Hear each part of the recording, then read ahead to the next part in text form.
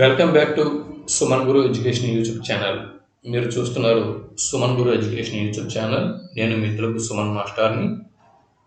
October 31వ తేదీన సాక్షి వార్తాపత్రికలో ఇక్కడ మాట్లాడే భాషలో సాధారణంగా కనిపించే లక్షణం అన్న శీర్షికన శాసన భాష గురించి, గ్రాంధిక భాష గురించి, సరళ గ్రాంధిక భాష గురించి ఒక ఆర్టికల్ వీరు ప్రచురించారు. టెట్ టు డిఎస్సి అభ్యర్థుల కోసం. మరి ఒకసారి దీన్ని పరిశీలన చేద్దాం, దీన్ని అధ్యయనం చేద్దాం. కాంపిటేటివ్ ఎగ్జామ్స్ కోసం ఇది చాలా ఉపయుక్తమైనటువంటి ఆర్టికల్ కాబట్టి దీన్ని చూద్దాం. ఇక వివరంలోకి మనం ప్రవేశించినట్లయితే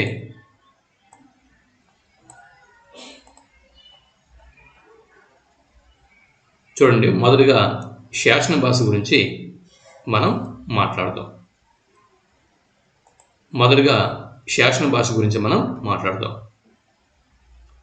శాసన భాష శాసనాల్లో వినియోగించిన భాషనే శాసన భాష అని చెప్పి అంటారు, మనకు తెలుసు. ప్రాంగణ్య యుగం నాటి, ప్రాంగణ్య యుగం అంటే నన్నయ్యకి పూర్వయుగం, అప్పటి ప్రాచీన ఆంధ్ర భాష స్వరూపంని గుర్తించడానికి ముఖ్య ఆధారాలుగా నిలుస్తున్నాయి శాసనాలు.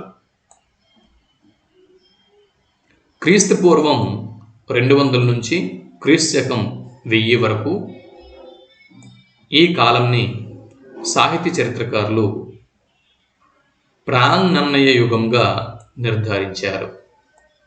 ప్రాంగణ్య యుగం కాలం ఏదండి? క్రీస్తు పూర్వం 200 నుంచి క్రీస్తు శకం 1000. నోట్ దిస్ పాయింట్, బిట్ రావచ్చు. నన్నయ్యకు పూర్వం రాజులు,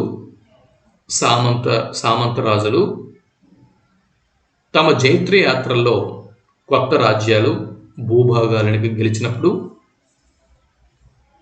పురోహితులు, పండితులు వీరికి అగ్రహారాలను దానం చేసేవారు.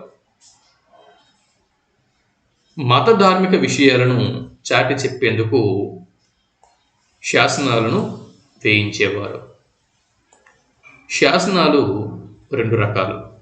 ఈ శాసనాలని 2 రకాలుగా మనం వర్గీకరణ చేయవచ్చు. శిలాశాసనాలు మరియు తామ్ర శాసనాలు అని చెప్పి 2 రకాలుగా వీటిని వర్గీకరణ చేయవచ్చు. శాసనాల యొక్క స్వరూపంని బట్టి, శాసనాల యొక్క స్వరూపంని బట్టి భాషావేత్తలు ప్రాంగణ్య యుగంని 2 భాగాలుగా వర్గీకరించారు. అది క్రీస్తు పూర్వం 200 నుంచి క్రీస్తు శకం 575 వరకు ఇది తొలి దశ కాగా, క్రీస్తు శకం 575 నుంచి క్రీస్తు శకం 1000 వరకు ఈ కాలంని మలి దశ అని పేర్కొన్నారు. అంటే శాసనాల తొలి దశ మరియు మలి దశ. ప్రాంగణ్య యుగం ఏదైతే ఉందో, ప్రాంగణ్య యుగము తొలి దశ, మలి దశ. ప్రాంగణ్య యుగము తొలి దశ కాలంలో శాసనాలన్నీ కూడా సంస్కృత, ప్రాకృత భాషలో ఎక్కువగా ఉండేవి. అయితే అక్కడక్కడ వ్యక్తి నామాలు, గ్రామనామాలు అంటే వ్యక్తుల పేర్లు, ఊర్ల పేర్లు, సంఖ్యావాచకాలు, విశేషణాలు, వీటిని మాత్రం తెలుగులో మనం చూడగలం. ఇక్కడ బిట్టు మీకు రావచ్చు. తొలి దశలో, ప్రాంగణ్య యుగపు తొలి దశలో శాసనాలు ఏ భాషలో ఉన్నాయి అని బిట్టు వస్తే సంస్కృత, ప్రాకృత శాసనాలు సంస్కృత, ప్రాకృత భాషలో ఉన్నాయి 1. అయితే అక్కడక్కడ తెలుగు పదాలని ఈ కాలంలో వేటి విషయంలో ఉపయోగించారు అంటే వ్యక్తినామాలు, గ్రామనామాలు, సంఖ్యావాచకాలు, విశేషణాలు. ఏ విషయంలో మాత్రం తెలుగు పదాలని మనం చూడగలం అని ఇక్కడ మనం గుర్తుపెట్టుకోవాల్సి ఉంటుంది. క్రీస్తు శకం 575లో కడప జిల్లా కమలాపురం గ్రామంలో ఎరుకల ముత్తురాజు ఎర్రగుడిపాడు అన్న శాసనంని వేయించాడు.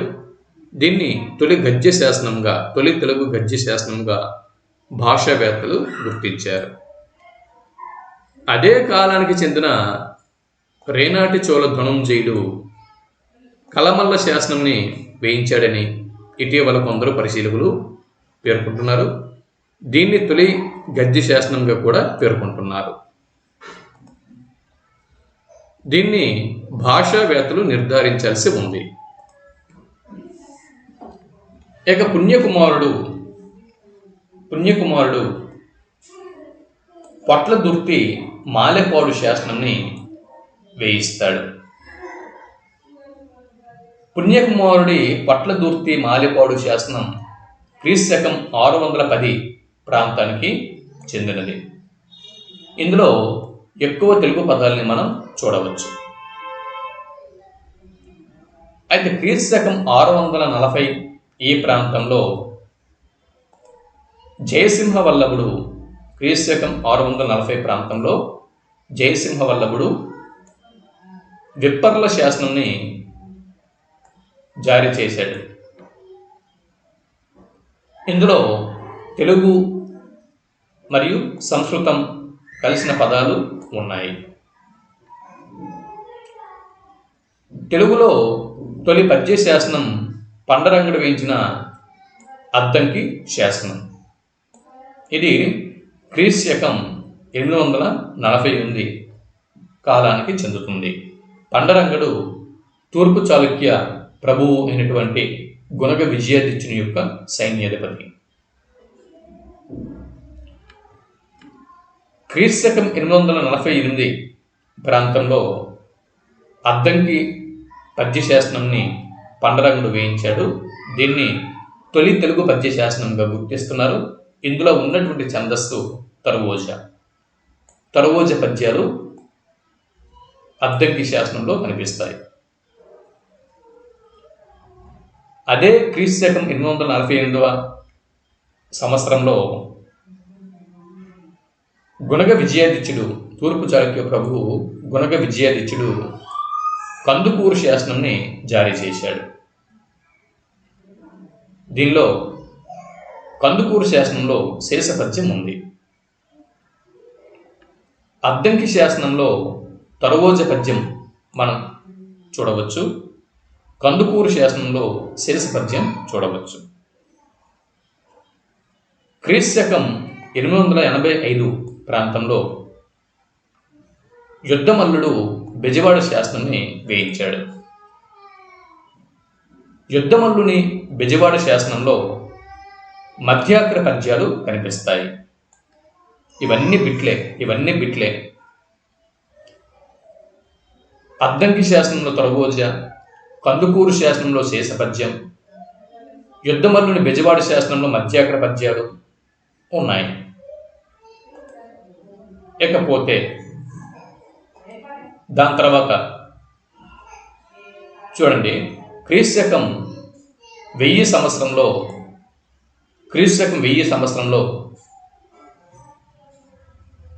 విరియాల కామస్థాని గూడూరు శాసనాన్ని వేయించాడు. ఈ విరియాల కామస్థాని గూడూరు శాసనం చంపకమాల, ఉత్పలమాలలు పద్యాలు ఇందులో కనిపిస్తాయి. చంపక ఉత్పలమాలతో కూడినటువంటి పద్యాలు ఈ గూడూరు శాసనంలో కనిపిస్తాయి. ఇకపోతే ధర్మవరం శాసనం ఆటవిడది పద్యాలు ఇందులో కనిపిస్తాయి. ధర్మవరం శాసనంలో ఆటవిడది పద్యాలు కనిపిస్తాయి. కేవి సుబ్రహ్మణ్య అయ్యర్ ప్రచురించిన దక్షిణ హిందూ దేశ శాసనాల సప్తమ సంపుటి, దక్షిణ హిందూ దేశ శాసనాల సప్తమ సంపుటి అన్న గ్రంథంలో 27 తెలుగు శాసనాలు ఉన్నాయి. 27 తెలుగు శాసనాలు అనేవి ఉన్నాయి. కేవి సుబ్రహ్మణ్య అయ్యర్ ప్రచురించిన దక్షిణ హిందూ దేశ శాసనాల సమస్త సంపుటిలో 27 తెలుగు శాసనాలు ఉన్నాయి. డాక్టర్ బోధరాజు రాధాకృష్ణ ప్రాంగణనీయ యుగంలో 269 తామ్ర శాసనాలను నిశితంగా పరిశోధించి ప్రచురించారు. జయంతి రామయ్య పంతులు గారు ఈయన సంపాదకత్వంలో, జయంతి రామయ్య పంతులు గారి సంపాదకత్వంలో దక్షిణ హిందూ దేశ శాసనాల 10వ సంపుటి అనేది వెలువడింది. ఇందులో 781 తెలుగు శాసనాలని ప్రచురించారు.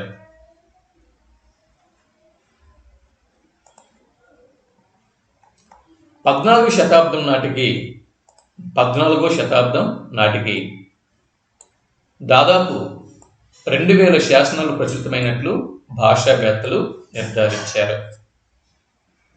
14వ శతాబ్దం అంటే రెడ్డి రాజుల పాలన కొనసాగుతున్నటువంటి కాలం. క్రీశక 14వ శతాబ్దము ఎర్రన యుగానికి చెందినటువంటి కాలం. అద్దంకి కేంద్రంగా ప్రోలయ వేమారెడ్డి గారు రెడ్డి రాజ్యంని స్థాపిస్తారు. ప్రోలయ వేమారెడ్డి ఆస్థానంలో ఎర్రన ఉండేవారు. ఎర్రన 14వ శతాబ్దానికి చెందిన కవి. ఆ 14వ శతాబ్దం నాటికి దాదాపు 2000 శాసనాలు ప్రచురితం అయినట్లు భాషావేత్తలు నిర్ధారించారు. అయితే మనం చెప్పుకున్నాం కదా, ప్రాంగణనీయ యుగపు తొలి శాసనాలు, తొలి దశ శాసనాలలో కొన్నింటిలో బ్రహ్మీ లిపి, మరికొన్నింటిలో దేవనాగరి లిపి, మరికొన్నింటిలో తెలుగు కన్నడ లిపి ఇవి కనిపిస్తాయి. కొన్ని శాసనాలు వేంగి చాళుక్యుల లిపిలో ఉన్నాయి. అప్పట్లో భాష అనేది ద్రవ రూపంలో ఉన్నందువల్ల స్పష్టత, నిబద్ధత శాసన భాషల్లో కనిపించదు. శాసన భాషలో 23 హల్లులు, 10 అచ్చులు గల దేశీయ వర్ణమాల అనేది ఉండేది. శాసన భాషలో దేశీయ వర్ణమాల వాడుకలో ఉండేది. ఇందులో 23 హల్లులు, 10 అచ్చులు ఉపయోగించారు. అంతేకాకుండా ఈ తెలుగులో లేఖన దోషాలు విరివిగా కనిపిస్తాయి. రేఫకు బదులు వలపల గిలకను ఉపయోగించేవారు. రేఫకు బదులు వలపల గిలకను ఉపయోగించేవారు. శాసన భాషలో కనిపించే శకట రేఫము అయినటువంటి బండిర వర్ణం క్రమేపీ తెలుగులో డకారంగాను రేఫగాను మారిపోయింది. శాసన భాషలో అనుస్వరానికి బదులు వర్గ పంచమక్షరంని, అనుస్వరంకి బదులు వర్గ పంచమక్షరంని సంయుక్తంగా రాసేవాళ్ళు. శాసన భాషలో అనుస్వరంకి బదులు వర్గ పంచమక్షరంని సంయుక్తంగా రాసేవారు అనడానికి ఒక ఉదాహరణను గుర్తించండి అని బిట్టడిగి ఆప్షన్లలో ఇలాగా పండు అన్నది ఈ విధంగా ఇవ్వచ్చు. ఒకసారి చూడండి. శాసన భాషలో శకట రేఫము యొక్క ప్రయోగము విరివిగా ఉండేది. శాసన భాషలో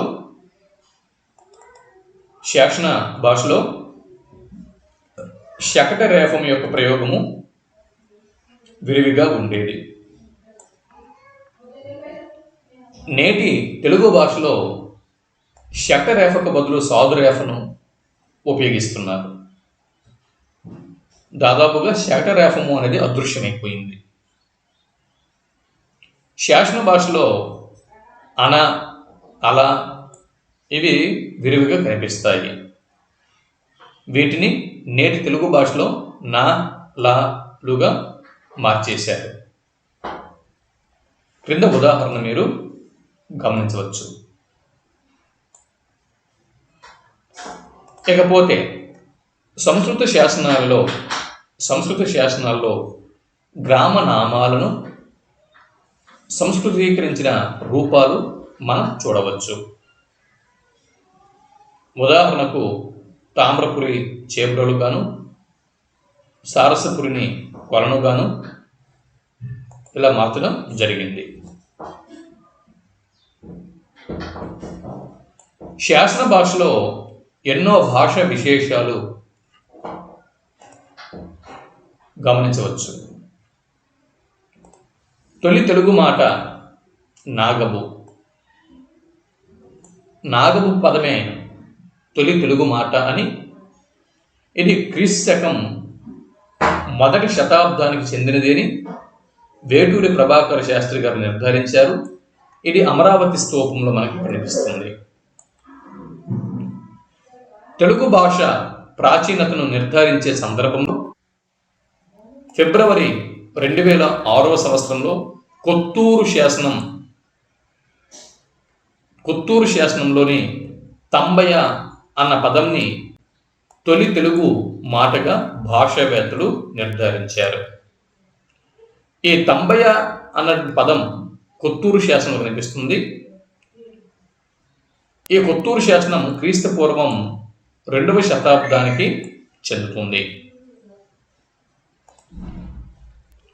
గ్రాంధిక భాష విషయానికి వస్తే ఆదికవి నన్నయ్య నుంచి పరవస్తు చెన్నై సూరి వరకు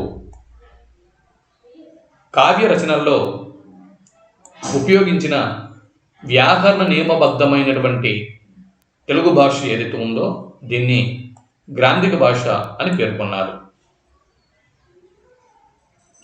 19వ శతాబ్దం ఉత్తరార్ధం నాటికి గ్రాంధిక భాషే ప్రామాణిక భాషగా ఉండేది.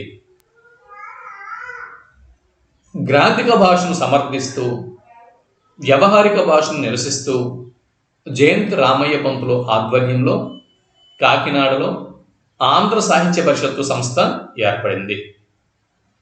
బిట్టు గ్రాంధిక భాషను సమర్థిస్తూ వ్యావహారిక భాషను నిరసిస్తూ కాకినాడలో, ఎక్కడండి?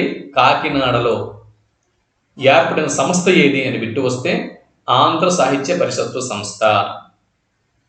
ఎవరి ఆధ్వర్యంలో అని బిట్టు వస్తే జయంతి రామయ్య పంతులు ఆధ్వర్యంలో.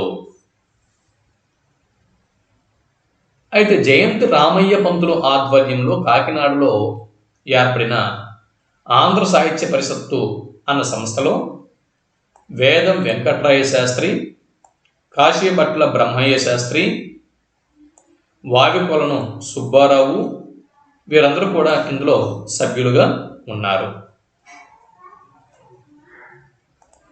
గ్రాంధిక భాషను సమర్థిస్తూ గిడుగు వెంకట రామ్మూర్తి పంతులు గారు మరియు గురజాడ అప్పారావుల యొక్క వ్యవహారిక భాష ఉద్యమంని అవహేళన చేస్తూ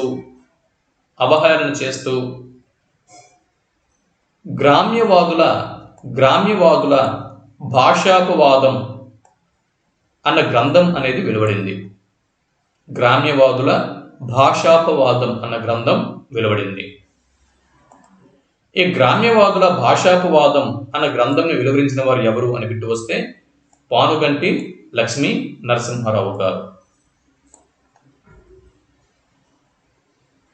గిడుగు గురజాడ వీరి యొక్క వ్యవహార ఉద్యమంని నిరసిస్తూ గ్రామ్యవాదంని సమర్థిస్తూ పానుగంటి లక్ష్మీ నరసింహారావు గారు గ్రామ్యవాదుల భాషాపవాదం అనే గ్రంథాన్ని రచించారు. గుర్తుపెట్టుకోండి. మద్రాసు ప్రెసిడెన్సీ కళాశాలలో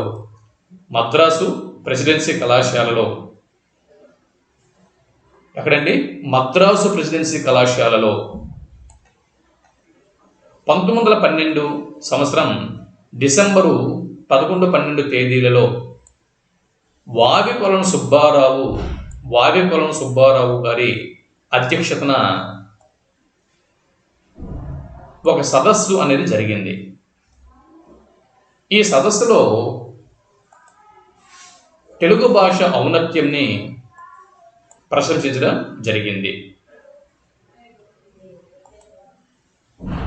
అక్షర సంఖ్యను బట్టి చూసిన తెలుగు ఇంగ్లీష్ భాష కంటే అభివృద్ధి చెందిన భాష అని అన్నారు. గ్రాంధిక భాష ఉత్కృష్టతను నిరసిస్తూ గ్రాంధిక భాష యొక్క ఉత్కృష్టతను వివరిస్తూ ఆ భాషలో అన్య దేశీయాలు కొద్దిగా ఉన్నా మాండలికాలు లేవు అని వావికులను వారు పేర్కొన్నారు. వ్యవహారిక భాషకు వ్యాకరణం, నిఘంటువు లేనందువల్ల వ్యవహారికంలో రచనలు చేయటం తగదు అని అధిక్షేపించిన వారు వావికులను సుబ్బారావు. ఇక జయంతి రామయ్య పంతులు గారు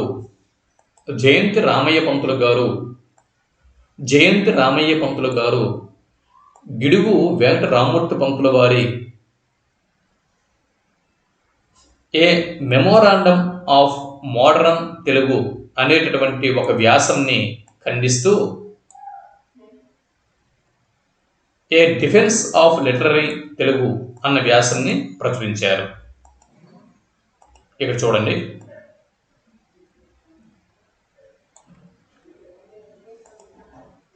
ఏ మెమోరాండం ఆఫ్ మోడరన్ తెలుగు అనేది ఒక వ్యాసం. ఇది గ్రంథం కాదు, ఒక వ్యాసం అన్న విషయం మనం గుర్తుపెట్టుకోవాలి. ఏ మెమోరాండం ఆఫ్ మోడరన్ తెలుగు అన్న వ్యాసంని గిడుగు వెంకట రామ్మూర్తి పంతులు గారు వెలువరించారు. దాన్ని ఖండిస్తూ ఏ మెమోరాండం ఆఫ్ మోడరన్ తెలుగు అన్న వ్యాసాన్ని ఖండిస్తూ ఏ డిఫెన్స్ ఆఫ్ లిటరరీ తెలుగు అన్న వ్యాసం అనేది ప్రచురితమైంది. దీన్ని ప్రచురితం చేసిన వారు జయంతి రామయ్య పంతులు.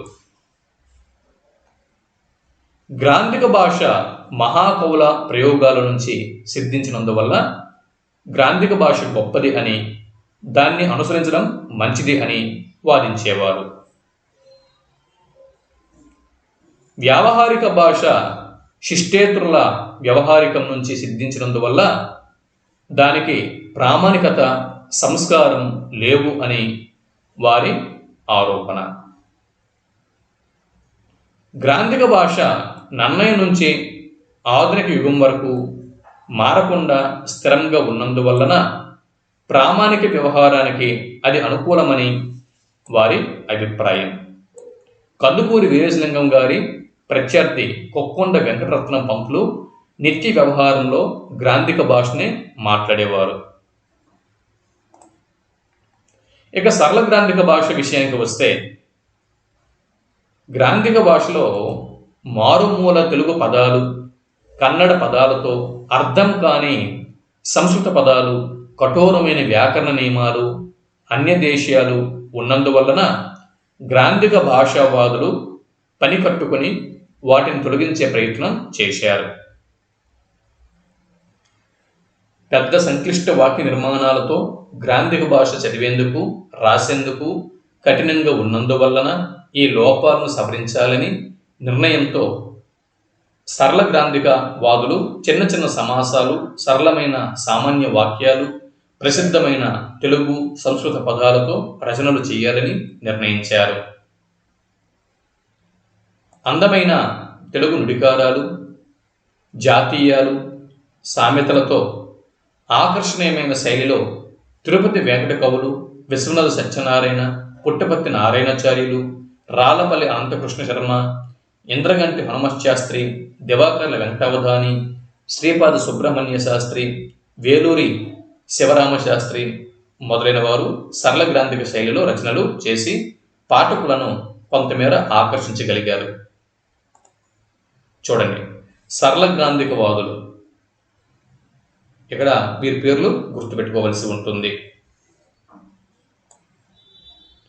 20వ శతాబ్ది పూర్వార్ధంలో నవలలు, కథానికలు, పత్రికా రచనలు, ఆధునిక విజ్ఞాన శాస్త్ర గ్రంథాలు, వ్యాసాలు సరళ గ్రాంధిక శైలిలో వచ్చాయి. నెక్స్ట్, గ్రాంధిక భాష సమర్థనతో వచ్చిన రచనలు. A defence of modern literary Telugu Jayanti Ramayya Pantulu garu రచించారు. గ్రామ్యవాదుల భాషాపవాదం పానుగంటి లక్ష్మీ నరసింహారావు గారు ఈ గ్రంథంని ఈ రచనను వివరించారు. ఆధునిక ఆంధ్ర వాంగ్మయ వికాస వైఖరి అన్న రచనను జయంతి రామయ్య పంతులు చేపట్టారు. ఇకపోతే వీటి మీద మోడల్ ప్రాక్టీస్ బిట్స్ కొన్ని ఉన్నాయి, అవి కూడా ఇచ్చారు, ఒకసారి చూసేద్దాం. శాసనాల్లో తత్సమ శబ్దాలకు తెలుగు పద్ధతిలో సంధి చేయటానికి ఉదాహరణ. శాసనాలలో తత్సమ శబ్దాలకు తెలుగు పద్ధతిలో సంధి చేయటానికి ఉదాహరణ కింది వాటిలో ఏది? జవాబు ఆప్షన్ బి నీలేశ్వర. ఇక్కడ జవాబు. శిష్టోచ్చరణలో జరిగే మార్పుని గుర్తించండి. శిష్టోచ్చరణలో జరిగే మార్పు. ష ష సాల భేదం శిష్టోచ్చరణలో ఉంటుంది. క్రీస్తకం 1100 ముందు నాటి శాసనాల్లో కనిపించే దేశ తత్సమ మిశ్రమ సమాసాలు ఏవి? గుర్తించండి. జవాబు చౌషష్ట గణరాచమని జవాబులు. శాసన భాషలో స్త్రీ పురుష ఉభయవాచకాలైనటువంటి ప్రత్యయాలు ఏవి? గుర్తించండి. జవాబు అవ మరియు ఇయ. భాషా చరిత్రకు ముఖ్యమైన జయసింహ వల్లభుని శాసనం క్రింది వాటిలో ఏది? జవాబు ఆప్షన్ డి విప్పర్ల శాసనం. శాసనాల్లో కనిపించని ప్రసిద్ధమైన ఛందస్సు ఏది? శాసనాల్లో కనిపించని ప్రసిద్ధమైనటువంటి ఛందస్సు. జవాబు ఆప్షన్ సి శార్దూలం. శాసన భాషలో లావర్ణం ఏ శతాబ్దం వరకు కనిపిస్తుంది? జవాబు క్రీశకం 6వ శతాబ్దం వరకు కనిపిస్తుంది. గూడూరు మిరియల కామసాని శాసనంలో ఉన్న చూడండి, గూడూరు విరియల కామసాని శాసనంలో ఉన్న పద్యాల ఛందస్సు ఏది?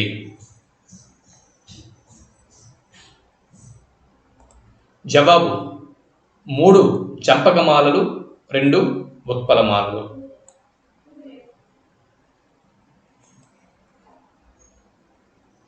జనవల్లభుడి హార్కానాల శాసనంలో ఉన్న పద్య ఛందస్సు ఏది? జనవల్లభుడి హర్కానాల శాసనంలో ఉన్న పద్య ఛందస్సు ఏది? Option C కందపద్యం. పట్లదుర్తి మాలెపాడు శాసనం వేయించిన రాజు ఎవరు? రేనాటి పుణ్యకుమారుడు సరైనటువంటి జవాబు.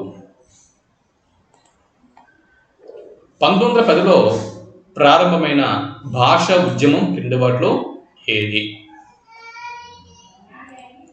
వ్యవహారిక భాష ఉద్యమం.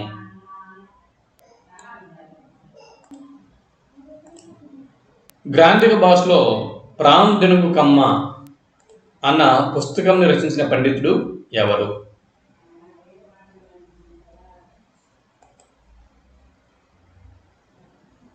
జవాబు ఆప్షన్ బి గిడుగు రామ్మూర్తి పంతులు గారు.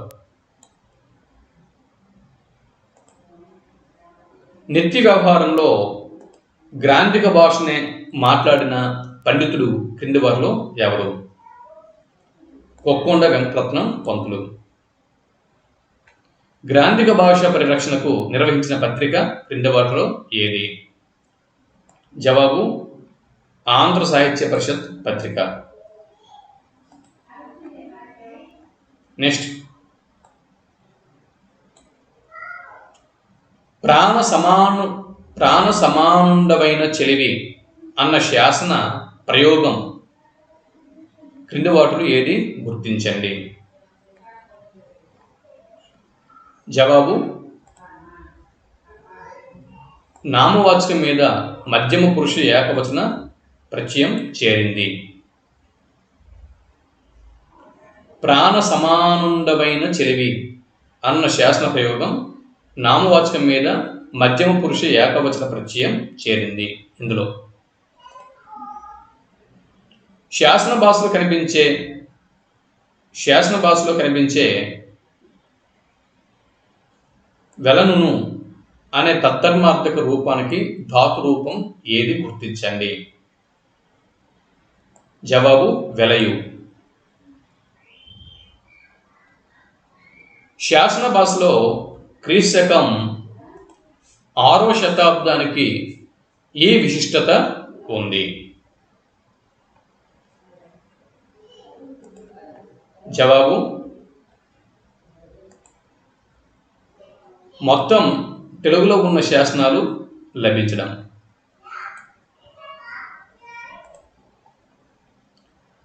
వంద సంఖ్యను సూచించే తెలుగు శబ్దాల్లో ప్రాంగణీయ యుగ శాసన భాషలో కనిపించని శబ్దం క్రింది వాటిలో ఏది?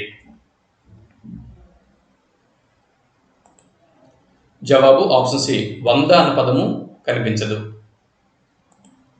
ఎక్కువ మంది ప్రజలకు సమ్మతంగా ఉండటం లక్షణంగా కలది. ఎక్కువ మంది ప్రజలకు సమ్మతంగా ఉండటం లక్షణంగా కలది. జవాబు ప్రామాణిక భాష. మాట్లాడే భాషలో సాధారణంగా కనిపించే లక్షణం. జవాబు సమాచార పునరుక్తి.